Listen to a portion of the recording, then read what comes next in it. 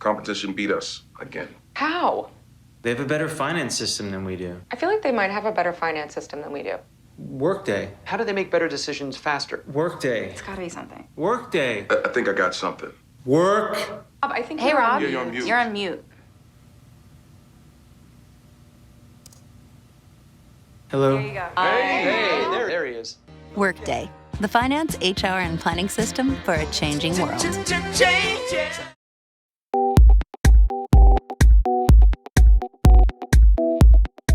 Everyone will be returning to their offices in the coming months, and the planning is underway for that. But before that, I think we need to appreciate how amazing our staff and colleagues have been in adapting to working from home. With everyday stresses and challenges like childcare, having pets, deliveries, we've all had those video calls where either a child or an animal comes into the frame or there's a delivery at the door. We've managed to run through this for the last year and done that very successfully in the majority of cases. Now with the planning, employers will be looking at how we will get you employees and us employees back into the office. That will include looking at things like making sure the building is COVID compliant, how many people we could actually have safely in the office, when they will be arriving, what the facilities can and can't be. But one of the things that needs to be kept at the forefront of all of these things is mental health. Whilst for a lot of us, we'll be chomping at the bit to return back to the office and get back to normal, to go and visit our favorite bars, have lunch with our friends, see people. A lot of people will be having high anxiety levels about returning to work, and this is something that us as colleagues, employers, managers all need to take into account and make sure we consider when making these plans. For some of us, we're fortunate enough to have separate rooms where we can work, which means that we can focus our attentions away from work and from home separately. Others are not so fortunate and work and live in the same environment all day long. Therefore, what we're seeing is COVID anxiety increasing. What we are seeing are more people being anxious about this return to work, about having to get public transport after having a year of working from their homes. And this is perfectly normal because it's acclimatizing to where you are. And it's the same acclimatization in reverse of what happened during lockdown, whereby everyone had to acclimatize to working from home.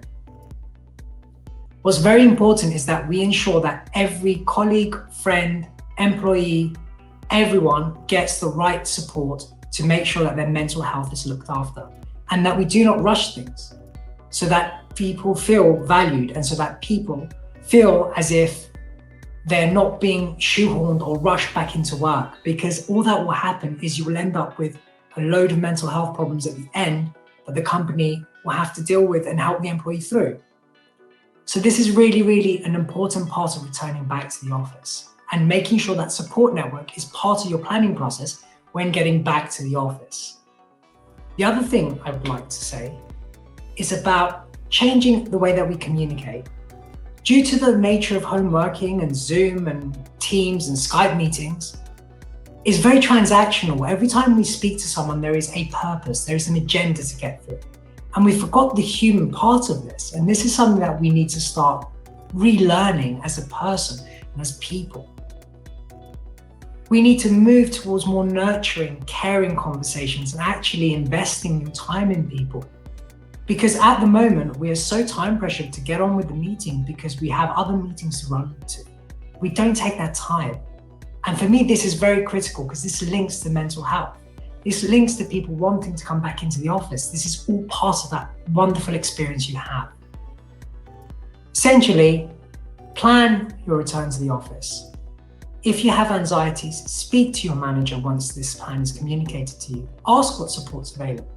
And if you are doing the planning, make sure the support is available.